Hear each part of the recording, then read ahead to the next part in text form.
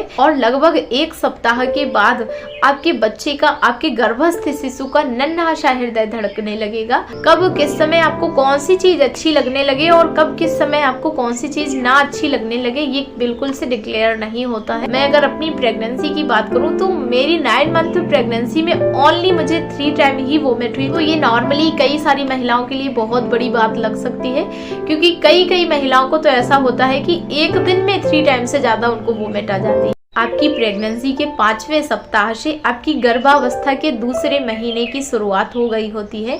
जैसे ही आप 4 week complete कर लेते हैं, यानी कि जब आप गर्भावस्था के 4 सप्ताह को पूर्ण कर लेते हैं, तो जब आप 5वें सप्ताह में एंटर करते हैं, 5वें सप्ताह में जब आप प्रवेश करते हैं, तो आपने प्रेगनेंसी का 1 महीना कंप्लीट कर लिया होता है और अब आपकी गर्भावस्था का दूसरा महीना प्रारंभ हो गया है। और इस दूसरे महीने की शुरुआत में, दूसरे महीने के प्रारंभ में आपके शरीर में कुछ बदलावों से आपको राहत मिलने वाली है और वहीं कुछ महिलाओं को बहुत से नए लक्षण देखने को मिलते हैं।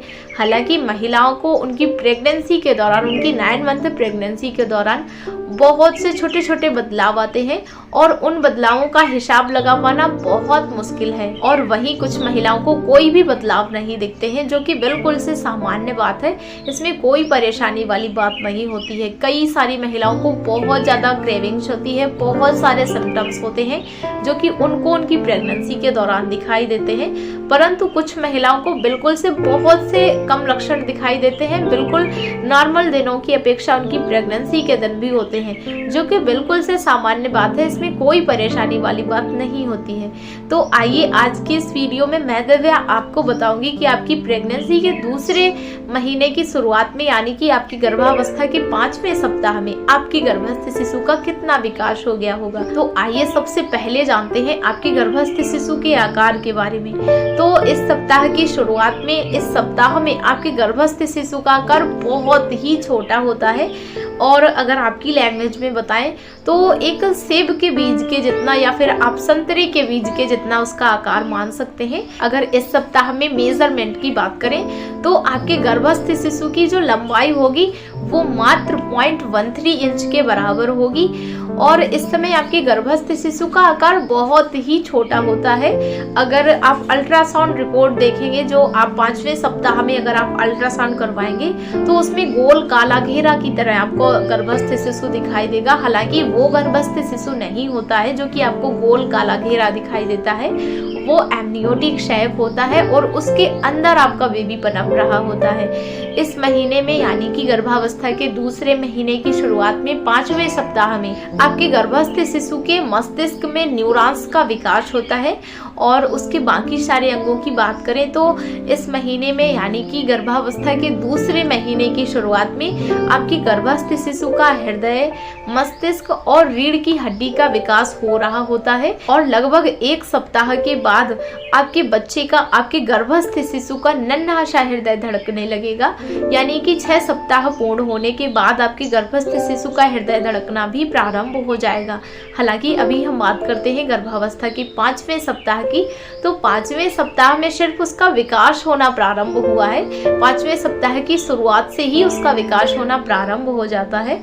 तो आई होप कि आप अपने गर्भस्थ शिशु के अंगों के विकास के बारे में और उसके आकार के बारे में बहुत अच्छे से समझ पाए होंगे कि जो आपका गर्भस्थ शिशु है वो 5वें सप्ताह में अभी बहुत छोटा होता है। अगली कड़ी पर बात करते हैं महिला के शरीर में आने वाले बदलावों को।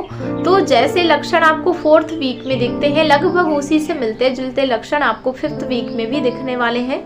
आपकी ब्रेस्ट में आपको दुखन महसूस होगी, क्योंकि ब्रेस्ट की ग्लैंड्स बढ़ना प्रारंभ हो जाती है। महिला के स्तनों की दुग्ध ग्रंथियों का विकास होना प्रारंभ हो जाता है और इसी के साथ में महिलाओं को मॉर्निंग सिकनेस की बहुत ज्यादा समस्या रहती है, क्योंकि जो हार्मोन्स का उतार चढ़ाव है वो अभी भी जारी है। हार्मोन्स बहुत तेजी से आपके शरीर में हार्मोन्स का लेवल बढ़ रहा होता है।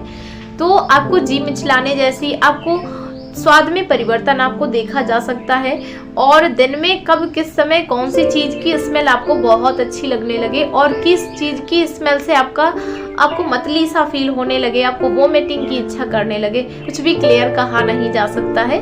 कब किस समय आपको कौन सी चीज अच्छी लगने लगे और कब किस समय आपको कौन सी चीज ना अच्छी लगने लगे, ये बिल्कुल से डिक्लेयर नहीं होता है। लगभग 70 से 80% महिलाओं में ऐसा देखा जाता है। परंतु अगर आपको आपकी प्रेगनेंसी के दौरान ऐसा कुछ भी महसूस नहीं हो रहा है तो इसका मतलब ये बिल्कुल भी नहीं है कि आपकी प्रेगनेंसी में कोई रिस्क है, आपके गर्भस्थ शिशु में कोई रिस्क है। ऐसा बिल्कुल नहीं होता है। कई महिलाओं में बहुत ज्यादा मॉर्निंग सिकनेस की समस्या रहती है, वहीं कई महिलाओं में बिल्कुल से नहीं रहती है। मैं अगर अपनी प्रेगनेंसी की बात करूं तो मेरी 9 मंथ प्रेगनेंसी में ओनली मुझे 3 टाइम ही वोमिट हुई। तो ये नॉर्मली कई सारी महिलाओं के लिए बहुत बड़ी बात लग सकती है, क्योंकि कई महिलाओं को तो ऐसा होता है कि एक दिन में 3 टाइम से ज्यादा उनको वोमिट आ जाती है। कई सारी महिलाओं को क्रैम्प्स की बहुत ज्यादा समस्या रहती है। तो आपके पेट के निचले हिस्से में क्रैम्प्स दिख सकते हैं, आपको आपके शरीर के बाकी सारे हिस्सों में भी क्रैम्प महसूस हो सकते हैं। कई सारी महिलाओं को उनके पैरों में ऐंठन की बहुत ज्यादा समस्या रहती है। तो ऐसा कई बार इसलिए भी होता है कि आपको मॉर्निंग सिकनेस की समस्या ज्यादा हो तो आपका बॉडी डिहाइड्रेट होने के कारण या फिर अगर पानी की कमी हो जाती है हमारे शरीर में तो भी हमें ऐंठन की समस्या को देखा जा सकता है। तो इससे निजात के लिए आप पर्याप्त मात्रा में पानी पिए। पानी हमें कब्ज की समस्या से भी निजात दिलाता है, क्योंकि जैसे जैसे आपकी यूट्रस का साइज बढ़ता है तो वो बाकी सारे बेली के जितने और ऑर्गन्स होते हैं अंदर के वो उनको डिस्प्लेस करता है। तो कब्ज की समस्या होना कोई बड़ी बात नहीं है, ये सामान्य सी प्रक्रिया है। तो फाइनली कब्ज और डिहाइड्रेशन से बचने के लिए आप पर्याप्त मात्रा में पानी पिए। शुरुआत के दिनों में महिलाओं को बहुत ज्यादा कमजोरी महसूस होती है, बहुत ज्यादा हम थकान महसूस करते हैं, बार बार हमें यूरिन जाने की इच्छा होती है। आपको एक दिन में लगभग 10+ टाइम भी आपको महसूस हो सकता है कि आपको यूरिन पास करने की आवश्यकता है। तो इसमें आपको बहुत ज्यादा परेशान नहीं होना है, बहुत ज्यादा वरीड नहीं होना है। ये भी बिल्कुल नॉर्मल बात है, ये बिल्कुल सामान्य सी बात है। और जैसा कि हम आपको पहले भी बता चुके हैं, अगर आपको इनमें से कोई लक्षण नहीं दिख रहा है, जितने सारे सिम्टम्स मैंने आपको बताया, अगर इन सिम्टम्स में कोई भी ऐसा लक्षण है जो कि आपको आपकी प्रेगनेंसी के दौरान नहीं महसूस हो रहा है तो इसका मतलब ये नहीं है कि आपकी प्रेगनेंसी सेफ नहीं चल रही है, आपकी प्रेगनेंसी हेल्दी नहीं है। ऐसा बिल्कुल भी नहीं होता है।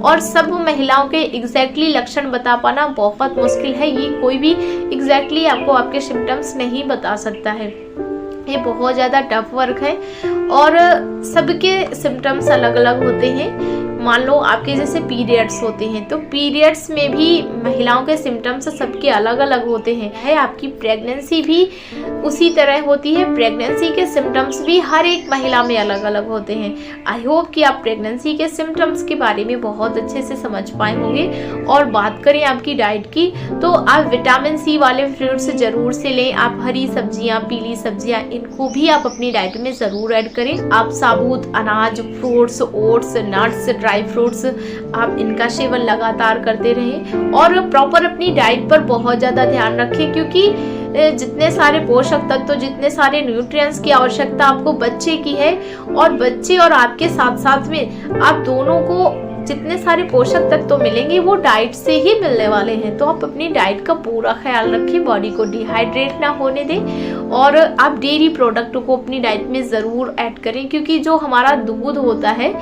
उसमें सात्विक गुण पाए जाते हैं। आपको उसमें पूरी न्यूट्रिएंट्स मिलेंगे, आपको उसमें भरपूर पोषक तत्व मिलेंगे। तो आप अपनी डाइट में आप कोशिश करें कि रात में सोने से पहले 1 ग्लास दूध लेकर ज़रूर सोएं। आप दूध से बनी हुई, फ्रेश दूध से बनी हुई मिठाइयाँ, आप दही, छाछ, मक्खन, आप इनका भी सेवन कर सकते हैं। और आप अपने गायनिक के हिसाब से भी कंसल्ट करके आप उसके हिसाब से भी अपना डाइट चार्ट बना सकते हैं। और कुछ भी अगर आपको कॉम्प्लिकेशंस लग रही हैं तो आप अपने गायनिक से ज़रूर मिलें। आप दालों को अपनी डाइट में ज़रूर ऐड करें और फॉलिक एसिड की सप्लीमेंट भी आप जारी रखें। और हम आपको बता दें, आपको बहुत ज़्यादा कोई हैवी मात्रा में वेट नहीं उठाना है। और इसी के साथ में कई सारी महिलाएं धूम्रपान का प्रयोग करती हैं, तो आप अपनी प्रेगनेंसी के दौरान धूम्रपान से दूरी बनाकर रखें, आप केमिकल्स से दूरी बनाकर रखें। और अगर आपको गर्भावस्था के दौरान कोई कॉम्प्लिकेशन होती है तो खुद से कोई मेडिसिन लेने से पहले आप अपने गायनिक से ज़रूर कंसल्ट करें, क्योंकि शुरुआत के दिनों में अगर आप नॉर्मली पेन से निजात पाने के लिए, कई बार हमारे पैरों में, ब्रेस्ट में, पेट में बहुत ज़्यादा दर्द रहता है, तो नॉर्मली भी अगर आप उस दर्द से छुटकारा पाने के लिए अगर आप मेडिसिन लेते हैं, अगर आप पेन किलर लेते हैं, तो वो भी कई बार हमारे बच्चे के लिए रिस्की प्रूफ हो जाता है और हमारा मिसकैरेज हो जाता है। अगर कोई आपको प्रॉब्लम है, कोई आपको कॉम्प्लिकेशन है, तो आप अपनी गायनिक से कंसल्ट करें। तो आई होप कि आज की इस वीडियो में आपको बहुत कुछ नॉलेजेबल सीखने को मिला होगा, और वाकई अगर आज की इस वीडियो से आपको कुछ हेल्पफुल जानकारी मिली हो तो प्लीज़ हमारे चैनल को सब्सक्राइब करना बिल्कुल ना भूलें, और अपने दोस्तों के साथ शेयर करना भी बिल्कुल ना भूलें, ताकि उनको भी मालूम चल सके कि आपकी गर्भावस्था के सप्ताह दर सप्ताह आपके शिशु का कितना विकास होता है। अभी भी आपके मन में कोई सवाल या सुझाव रहेंगे तो प्लीज़ आप हमें नीचे कमेंट सेक्शन में ज़रूर पूछें। हमें आपके सवालों का, आपके सुझावों का पूरा इंतज़ार रहेगा।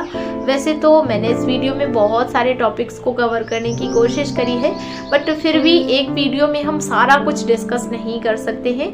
तो अगर आपको लगता है कि आप कोई सवाल या सुझाव देना चाहते हैं तो आप हमें कमेंट ज़रूर करें। मिलते हैं ऐसे ही एक नए रोचक विषय के साथ, और वीडियो के अंत तक बने रहने के लिए हमेशा की तरह आप सभी लोगों का बहुत बहुत धन्यवाद।